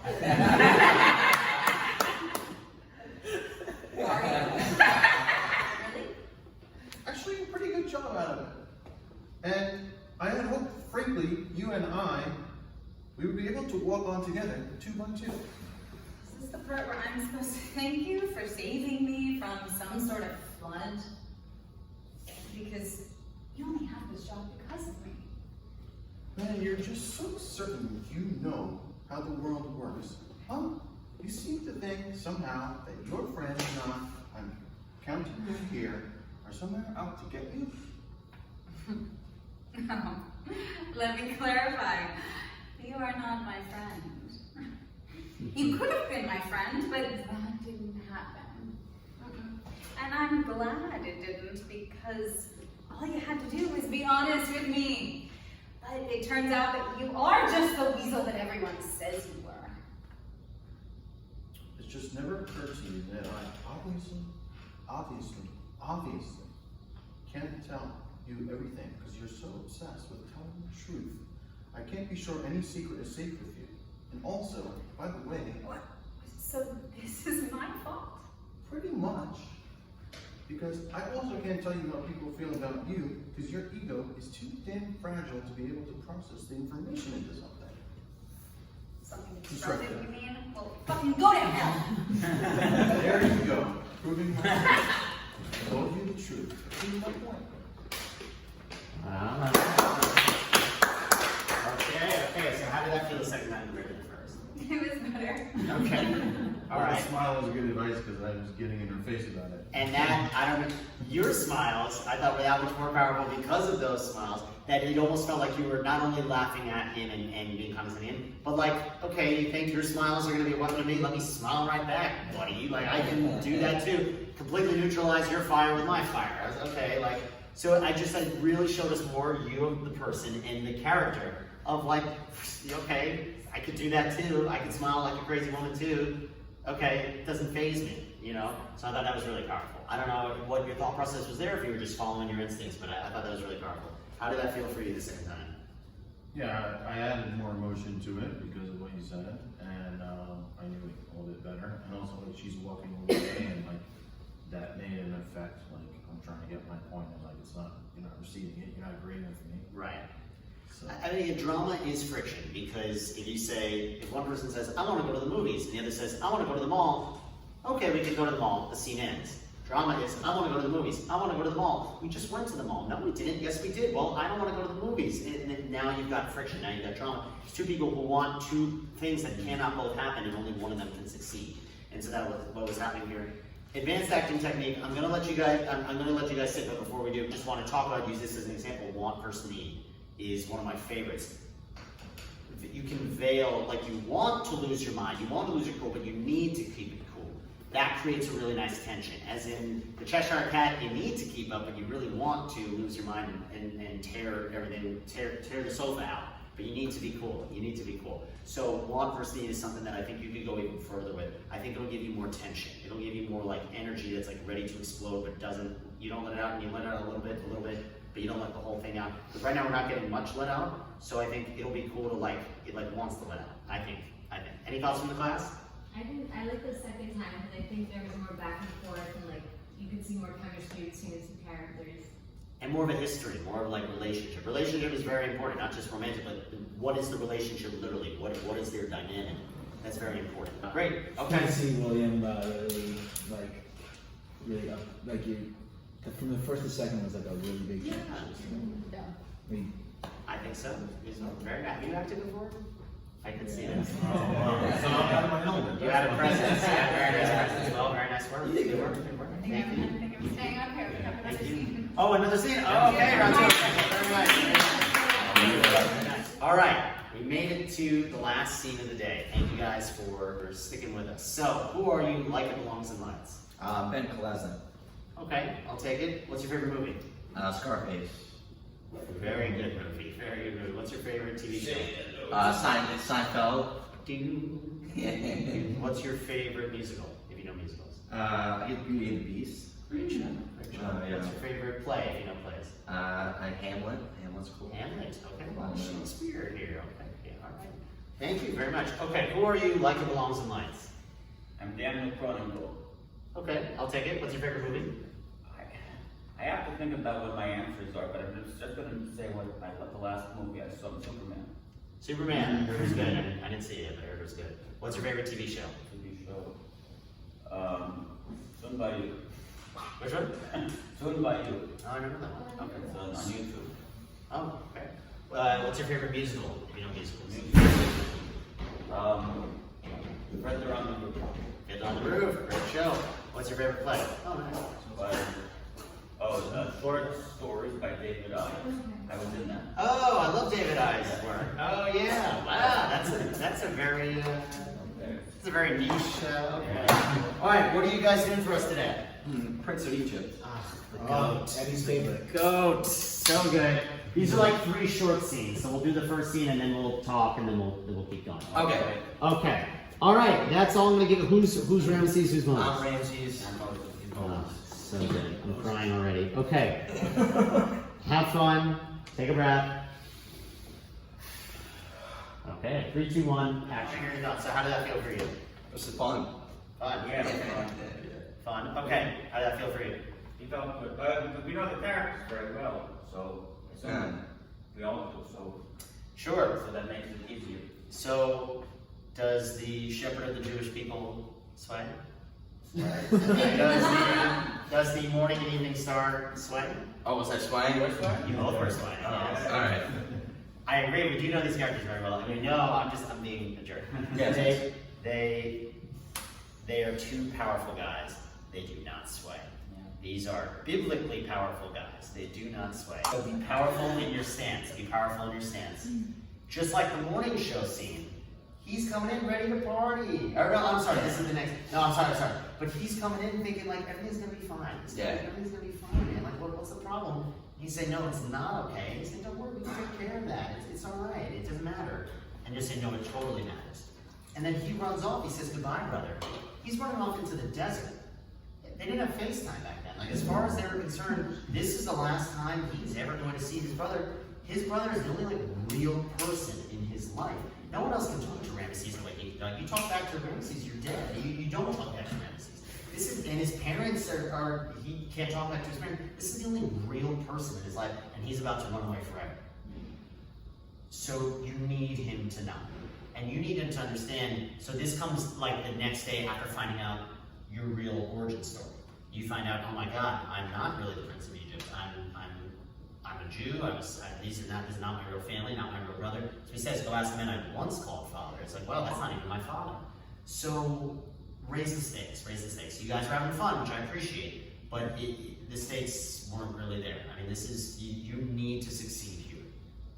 You can't let him go. You can't stay. Only one of those things can succeed. Biblical proportions. Right. And I'm not like taking him serious, pretty much, right? As well. At first, so then my question for you, and you get to play and decide, when do you realize, oh, Moses isn't messing around, he's really going to leave?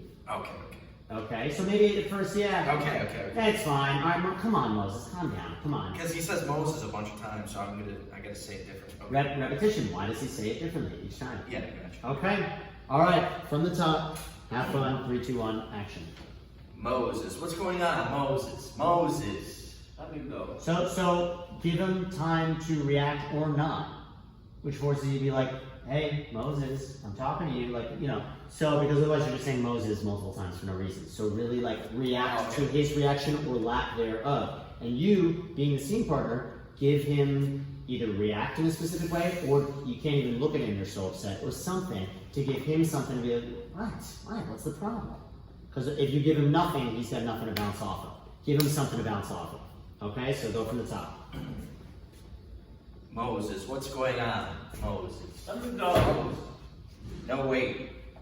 You saw what happened. I just killed a man. We can take care of that. I will make it so it never happened. Nothing you can say can change what I've done. I am Egypt, the morning and the evening star. If I say day is night, it will be written. You're both shifting and swaying. So if you're gonna move with purpose. And you will be what I say you are. I say, you are innocent. What you say does not matter. You don't understand. I can't stay here any longer. Moses. No. All I've ever known to be true is a lie. I'm not what you think I am. What are you talking about? Go ask the man I once called father. Moses, please! Goodbye, brother. So go from, I'm not the man that I once thought I was. Okay. Maybe play with, like, maybe in the back of your head you always suspected something was different about him. Like, why do I look like mom and dad but you don't? Okay. And maybe this is... No, they were raised as brothers. And Ramesses is like, you're my brother, that's it. Moses learned last night, no, they're actually not biological brothers. Of course, they're brothers of the heart forever, but they're not biological brothers. So when he says, I'm not who you think I am, Ramesses at first is like, well, what do you mean? We see each other every day. What do you mean? Who could you be? But in the back of your head, let there be that, like, this is kind of like a weird suspicion coming true. Okay. What are you talking about? You know, am I about to learn something that I kind of always thought, but I never was able to put my finger on it. And then he says, go ask the man I once called father. Well, I'm now more confused than I was before. And then, okay, but we'll deal with that later. Stop running into the desert. And he keeps running into the desert. Okay? Got it. So go from the top. Okay. Make him be still. It's okay. If you're gonna move with purpose. Otherwise, let him be still. They're powerful guys. Moses, what's going on? Moses. Let me go. No, wait. You saw what happened. I just killed a man. We can take care of that. I will make it so it never happened. Nothing you can say can change what I've done. I am Egypt, the morning and the evening star. If I say day is night, it will be written. And you will be what I say you are. And I say, you are innocent. What you say does not matter.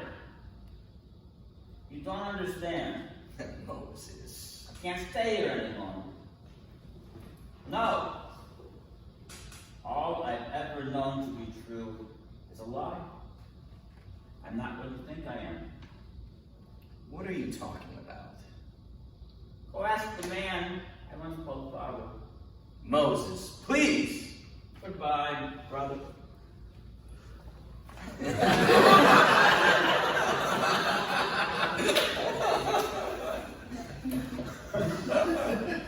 I think they really put the personality into it. Very good casting. Yeah, this is like the most Jewish Moses I've ever seen.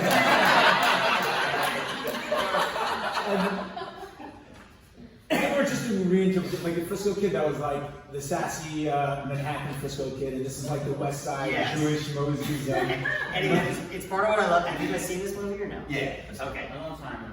It's just what I love about it is like it's just so different than and like I find these scenes of monologues because they're my favorite movies, my favorite scenes of monologues. So it's like, or even I may not love the movie, but I really love the scene of monologue. It's like I've heard these words 1,000 times and just it's fresh for me to hear it so differently.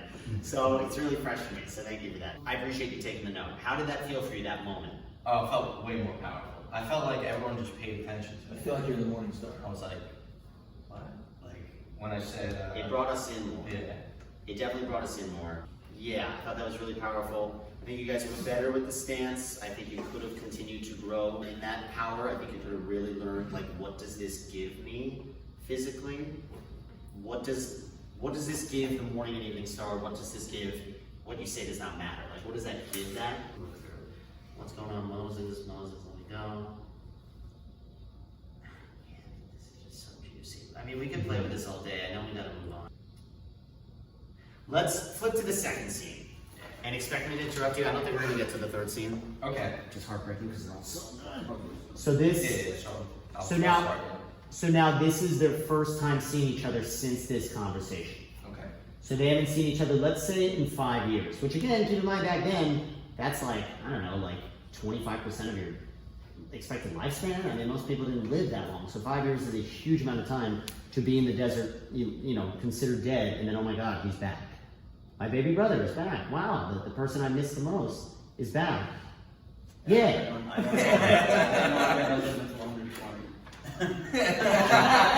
I don't know. So, let's see what happens now in this scene 5 years later. All right, Moses. I know you. What's this really about? Ramses, look, what do you see? A greater Egypt than that of my father. That is not what I see. Moses, I cannot change what you see. I have to maintain the ancient traditions. I bear the weight of my father's crown. Do you still not understand what Sitai was? He was a great leader. His hands bore the blood of thousands of children, Slaves. my people. And I can no longer And how does that make you feel? He just said it kind of like a cartoonish villain, but in good, like, slave. No, but it's like, he's talking about your people. Bugs, cockroaches, whatever. Hey, here's your people. I just stamped one out. How does that make you feel? I mean, how could you say something so disgusting? I mean, you're someone that I once loved so dearly. How could you say something so disgusting about human beings, about my people? I know you love me, and that you know I'm a Jew. You know these are my people. How could you say that so flippantly? So really react to what he's giving you. So go back, man. I like what you did with slaves. You can go even further, like whatever, man. Like, what am I gonna feel guilty about? They were flies, so I did. Shoe fly don't bother me. What's the problem? So go from a little before that. Do you still not understand what Sitai was? He was a great leader. His hands bore the blood of thousands of children, Slaves. my people. And I can no longer hide in the desert while they suffer at your hands. So, you have returned only to free them? I'm sorry. Yes, I had hoped, but I do not know this God. Neither will I let your people go. Ramses, please, you must listen. I will not be the weak link. Tell your people, as of today, their workload has been doubled, thanks to your God. Or is it thanks to you? Good. Again, I don't mind the sexy, like, poopy. You know. I know they are brothers, but I like it. We're not going to move on to the third scene. We don't have time, and I want to develop this more in the second scene. I like the like in your face. Fair. Now let's just try that. There's more pain there, and there's more hurt there, and on the you were kind of not that scene. Return only to free them. So annoying. So you didn't return for me. You didn't return to come back to me. I've been longing for this day for 5 years, and And I love this part of the movie, you know. Yes, I had hoped, but ... We got a ... We finally got one. I had hoped, but of course it would be Prince of Egypt that comes through. But, so what had he hoped? I had hoped, but you know what? And I changed my train of thought. Yes, and now, you know, and I didn't even mean to do this, but I kind of, even though I guess it's sacrilege, I like that God is lowercase there. I like that he's like, I'm going to call that a happy accident, that he's like, your God is lowercase, my God gets a capital, but your God is lowercase. I don't know. Neither will I, and that's nothing the audience can know, but that could be cool for you. So yeah, let it be, wow, I'm kind of heartbroken here. Wait a minute. I'm the morning and evening star. I don't get heartbroken. You know what? you're going to get in trouble with your people because now their workload is doubled. So how can I punish you for making me feel so heartbroken? Okay. So in this moment, he's not just an evil dictator, he's a heartbroken brother. Okay. Okay? So go, let's say from the top, but just keep that in mind that he wants to celebrate. Yay, we're here. We're finally alone together. Just the two of us for the first time in 5 years, and you're like a hippie political activist now? Like, come on, man. Like, come on, can't we just party? Can't we just, come on, man. And now you're gonna break my heart like that? Well, you know what, screw you, man. Then all right, I'm the Pharaoh, you don't tell me what to do. You don't tell me what to do. So go from the top of that. All right, Moses, I know you. What's this really about? Ramses, look, what do you see? A greater Egypt. Good, but where is he looking? No, you're fine, but you're technically reacting to nothing because you didn't give him anything to look at. So say, look, what do you see? Because if you say to someone, Ramses, look, what do you see? If I'm Ramses, so tell him to look. What do you see here? What do you see? And you guys can imagine together, thousands of Hebrew slaves carrying bricks and building the pyramids. And he's like, what do you see here? You see something horrible, you see something beautiful. So go from the top. All right, Moses, I know you. What's this really about? Ramses, look, what do you see? I see a greater Egypt than that of my father. That's not what I see. Moses, I cannot change what you see. I have to maintain the ancient traditions. I bear the weight of my father's crown. Do you still not understand what Sitai was? He was a great leader. His hands bore the blood of thousands of children. Slaves. My people. I can no longer hide in the desert while they suffer at your hands. So, you have returned only to free them? I'm sorry. Yes, I had hoped. But I do not know this God. Neither will I let your people go. Ramses, please, you must listen. I will not be the weak link. Tell your people, as of today, their workload has been doubled, thanks to your God. Or is it thanks to you? It feels like a, oops, did I do that? You're really evil. Wow, okay, good. How did that all feel with the notes thrown your way? It felt like if I have emotion with the line, like what he's feeling, then it works so much better. It's more fluid. Then if I'm just reading the line and I kind of don't know what he feels, I'm not in his shoes. Right. But again, like we said, I wasn't saying play heartbroken. I was saying, okay, play the reaction to the heartbroken. Yes. Okay. Yes, which I think you were doing. So great there. What about you? Any difference? Yeah, the same thing. I felt more like I was interacting with them and just reading lines. Like it was a real conversation, and that you were acting and not just performing. That you were not just vocating. You were not just presenting, but you were actually acting, creating a story there. Great. Felt like I was. Good stuff, fellas. Good stuff. Okay, I know you wanted to go as well. If you have time. I'm here. Okay, we'll keep going. Okay, you and then Rabbi, you do a monologue. Fun monologue. Yes. I'm doing it with you. You gotta pay for that. What's your cash app? Let's keep rocking and rolling. Thank you for trekking here to the end, almost the end. We got you and then Rabbi. So, who are you? Like it belongs in lights. I am Bodhi. Hello. Okay. What is your favorite movie? Wedding Crashers. Wedding Crashers. Okay. What's your favorite TV I show? got chosen. One Flew Over the Cuckoo's Nest. I was in the play of that my senior year. I was Dale Martin. Yeah, thank you. What is your favorite musical? Rock of Ages. Okay, we got another. Okay, what is your favorite play if you know plays? Fiddler. Okay, musical, but I also I'll take it. That's okay. All right, so you're doing Billy Madison again. So again, take the notes. I know this is well back, but take the notes that I gave Andrew and build off of it. And again, I don't know if you're here when I was talking about the sunset and the paintings. Were you there when I said that? So Michael Chekhov talked about If you put a sunset, you put 10 painters in front of the same sunset, you're gonna get 10 very different paintings.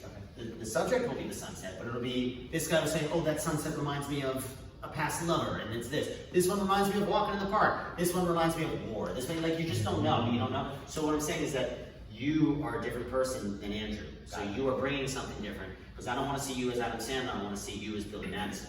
Or I don't want to see you as Adam Sandler as Billy Madison, I want to see you as Billy Madison. Just like Andrew as Billy Madison, not Andrew as, you know, even though this is an Adam Sandler's part. But you get the point. So bring you to this character, and inevitably it'll be very different than Andrew bringing himself to the character. So, all that is to say, have fun, 3, 2, 1, action.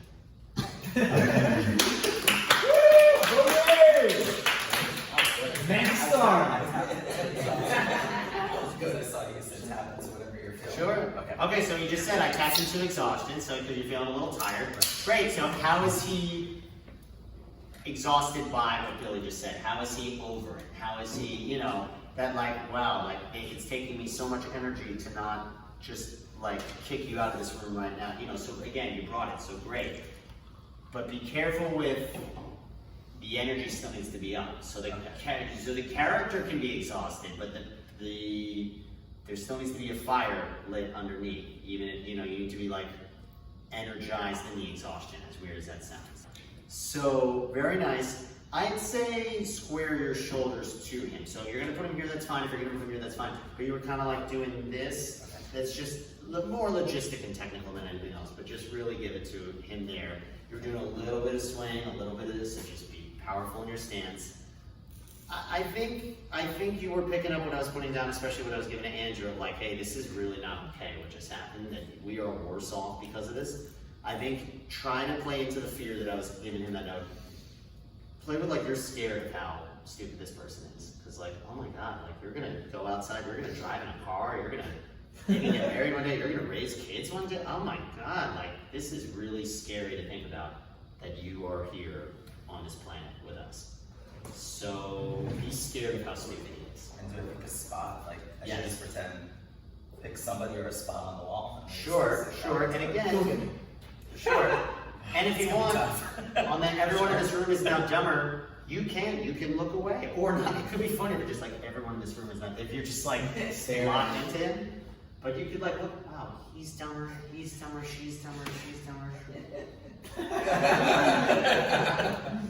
You've hurt so many people with this stupidity, you know what I mean? So like, again, it's ridiculous. It's like a Jeopardy. The Jeopardy prompts in the movie, it's like burning dog poo and the human response. It's like my annoying ex-wife. It's like all these stupid, ridiculous categories.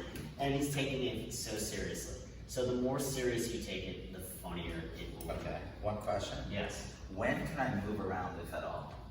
Like When with a monologue, you I guess need you're to. talking to When somebody. you need to. So if you need to, then move. What do I mean by that? If you are not getting what you need by standing still, then you can pace. You do what you need to do. But again, it's not habitual. It's not fidgety. It's you're moving because you need to. So if you feel like you need to, follow those instincts. Listen to those instincts. But it can't be because you're just kind of that. It's got to be purposeful. Okay? Yeah. So I threw a lot at you. Am I really talking this to you? I can't hear the rabbi. If you want to give the same spot, Everybody in the room is, I can't. you can speak to the same wall that got spoken to the whole time if you want. Yeah, I'd say get out of the habit. I know with Biloxi Blues we were talking to, I don't know if you were here for that, but we were talking to the group. Again, treating you like professional actors. Like casting directors, that's a rule. You do not use them as the scene partner. They do not want that because it's just uncomfortable for them. Because I was about to say, oh, use me, but I don't want you to be in the habit of that. Use a point on the wall. Use something. Got it. Yeah. Doorknob. Doorknob. Great. Okay, perfect. Okay. Yes, but also that is a little far away. So just logistically, you know. Soda. Yeah, I think that's fair. Yeah. Sorry, There you go. All right. I promise it's the soda. No. I know I was being nitpicky, but you know what I mean? Like if you're looking at something a mile away, you would react differently than looking at something right here. You know what I mean? So just again, set yourself up for that success. So, take a breath. Have fun. 3, 2, 1, go. Mr. Madison, what you've just said is one of the most insanely idiotic things I've ever heard. At no point in your rambling, incoherent responses were even close to anything that could be considered a rational thought. Look around. Everyone here in this room is now dumber for having to listen to you. I award you no points. And may God have mercy on your soul. How did that feel for you? How did that feel? It was fun. Did you have more fun with it? You were playing, right? It's called a play. Play. It's called a screen play. Play. It's called a teleplay. Play. You played it, which was really fun. I think I liked the movement because then you stopped yourself, like it allowed for a change of thought. It allowed like, oh, and here's what I want to say. I think if we were to do this again, I want to keep moving just because we're way over time. I would want you to think about playing like he's a statue, like stone still, and just like locked in, not moving anything, just like Mr. Madison, and just see what that does for you. It may not be the final product, but just see. Because I think in the beginning you were almost doing that, but not. So I'd say either do it or don't. That would just be exercise food for thought. Is that if you want to rehearse this in the mirror at home, just see what it feels like, just like completely still. Almost like a horror movie, like almost just like digging into his soul. And I think it'll be that much funnier. The more serious, the more still, the more stoic it is. And again, you may hate most of it, but take one nugget from it. But then you can keep that for then when you go back to how it was. So yes. Very nice work. Very nice work. Good stuff. How about Abby? You're taking us home? No, do you want me to not film it? Come on, I want to film. Can I?